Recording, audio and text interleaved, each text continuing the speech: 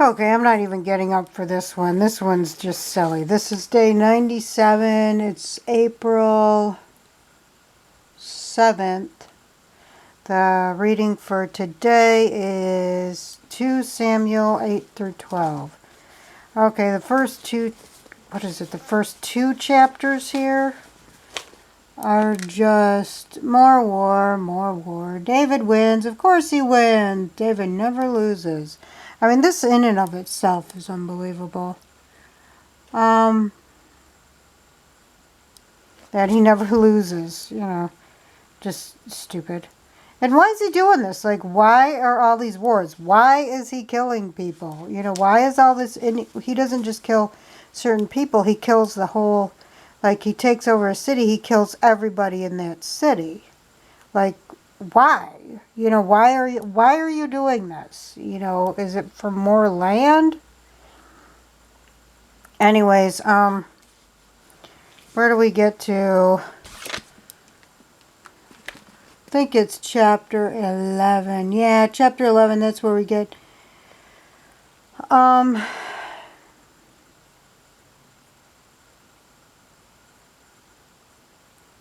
David, he's on his rooftop, he looks down, he sees a woman bathing.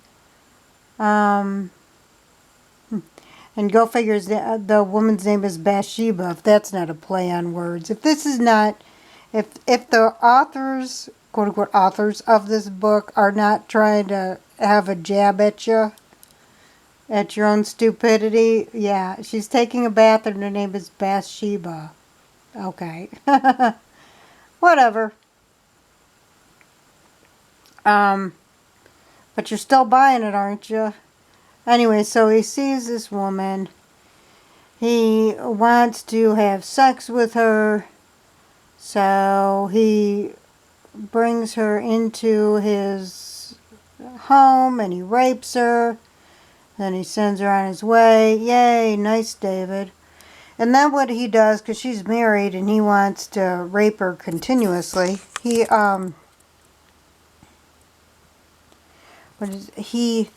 has her husband sent out to battle and killed, because wouldn't you know it, her husband's a soldier. Luck of all lucks, her husband's a soldier, and David's a pillager and a total all-around skank who just likes to pirate off of less fortunate tribes. So anyways, he sends his... I mean, this is all just so coincidental. I don't know how anybody can believe this stuff, right? I mean, coincidentally, he was a soldier in the army. So he sends the husband to be killed. Now, there's a little story in here where, a sub-story in here where it says, David gave him like a break, and instead of a break from war, let's see where it says. See, I'm reading the Bible, I'm not. Okay, hold on, I gotta sit up. Sorry about this, but yeah, I'm not even caring anymore about this, because all this has just gotten really silly.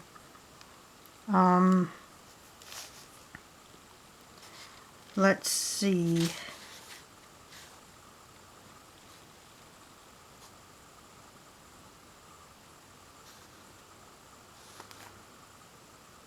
Okay. Let me see. Something about her husband.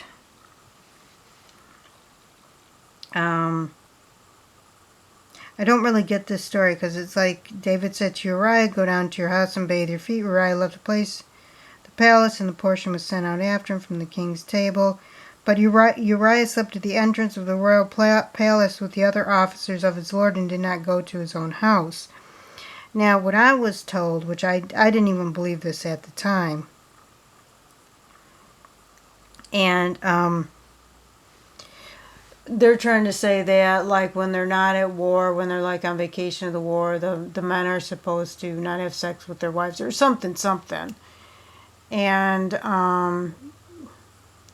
I don't remember what the story, I can't even remember. I'd have to think about it for a while to remember what it was. But actually, I don't think that's what it was. What I think, like I said, I didn't even believe the story at the time. Because, I mean, like, preachers will add into...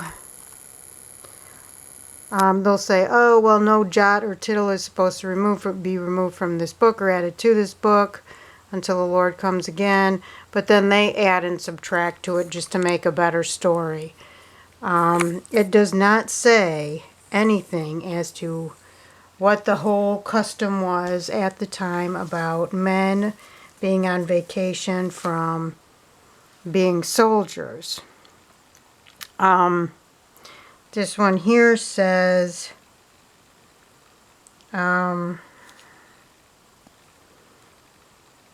that Uriah slept by the door of David. What I think David wanted to happen was Uriah to go home and have somebody, and David was going to have somebody kill Uriah in his home so he could continue to rape his wife.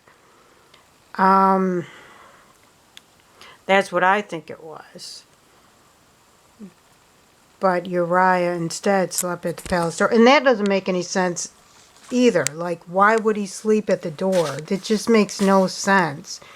But then what David did was he put him, I guess, in the front lines in a battle, so he'd definitely be killed, and he was killed. So then David could take his wife, which David's the king. He could have taken his wife anyways. I don't know, but whatever. And, like, Bathsheba had no say in any of this. Again, Bathsheba had no say in any of this. She had no say in whether or not she could have sex with the king. I mean, he's the king for crying. First thing, women are slaves in this storybook here.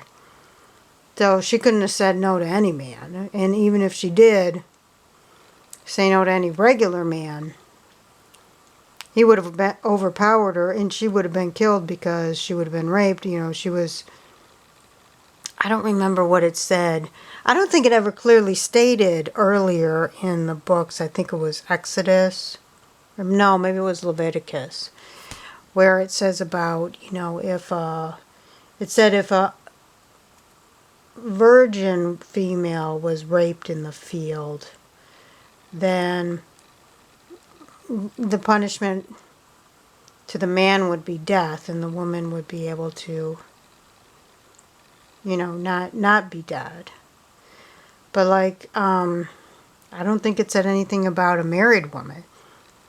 Maybe, you know what, I think maybe it did in a different verse, or maybe even that verse where it said if she was married, then the man who raped her pays the husband a certain amount of money. Doesn't pay the wife a certain amount of money. She's the one that gets raped. She gets nothing out of the deal. She gets nothing out of the deal of getting raped. So anyways, whatever. But she couldn't say no to the king. The point is she couldn't say no to the king. The king would kill her. And if the king didn't kill her, he'd rape her anyways. I mean, it was either way. It was rape, no matter what. It was rape. Women did not have choice in here. Women never had any choice in who they married, who they had sex with, nothing. So, anyways, then, sure enough, David, you know, takes her to be his wife, which basically means nothing. It means nothing. There's no ceremony here. But anyways, it's not like what we're thinking these days where we have this big ceremony or anything. It's nothing. I mean, David probably had hundreds of quote-unquote wives. He's a two-bit whore. I mean, geez. And he's whoring around with. And he has all these wives. He's a whore to begin with, and then he's raping another man's wife. Whatever. Anyway, so... And surprise, surprise, they have sex in she has a son. A son, not a daughter, a son. And his name is Solomon. And, so then some prophet, Nathan. I think David has an affair with Nathan. I thought that's what I remember. Anyways, because as we know, David's a switch hitter. Well, anyways, Nathan says to David this little parable about the poor man has one sheep and a rich man steals the sheep. And David gets mad and says that man needs to be put to death or whatever for stealing a sheep. Yes, we're going to put somebody to death. I mean, that's just how it was back then. And then Nathan says that person is you. You took another man's wife. He had only this. You have hundreds of wives. You two-bit whore. And then Nathan says this awful thing, like, the Lord is mad at you, blah, blah, blah, you're going to die, there's going to be a sword in your family, blah, blah, blah. And then David says, oh, I'm so sorry, God, I'm so sorry. And then Nathan says, nah, just kidding, haha, just kidding. Nothing's going to happen, just the baby's going to die. Was it Solomon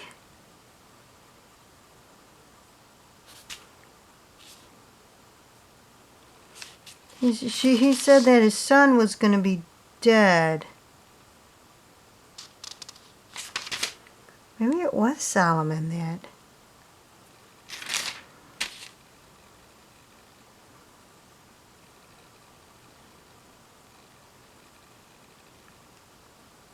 No, this was I guess they didn't give this child a name. But anyways, it says, oh, well, it's the only thing that's going to happen is the baby's going to die. Okay, David has hundreds of wives and probably thousands of children. Why would this one child matter? You know, and considering that the infant mortality rate was so high back then, why would this one child matter? I mean, this whole story doesn't make any sense. But anyways, then the child did die. And it's like, then we have to say, oh, David was, you know, his wife was impacted way more than David. His wife only has one husband at a time. And she has one son. And maybe a bunch of daughters, but they don't matter because women don't matter in the Bible. So we're focusing here on why is the punishment to Bathsheba when David was the one that did the wrong? Why is God punishing Bathsheba? She's the one that was raped. She was the one that had to give her body to babies. She's the one that has to be wife number 362. I mean, what? And anyway, so supposedly after that he goes and he has sex with her again. And of course she bore a son. You know, it's never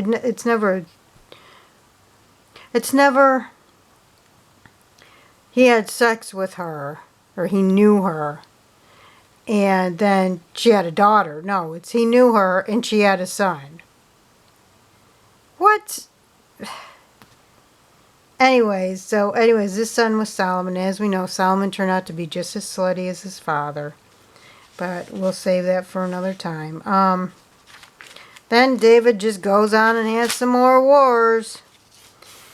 And, I mean, this is why I'm really not into this anymore. It's just more of this crap. It's just stuff that doesn't make any sense. Anyway, so here we got a God who's going to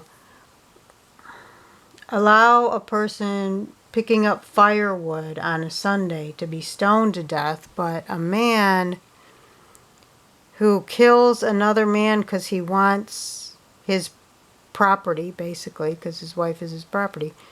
His property.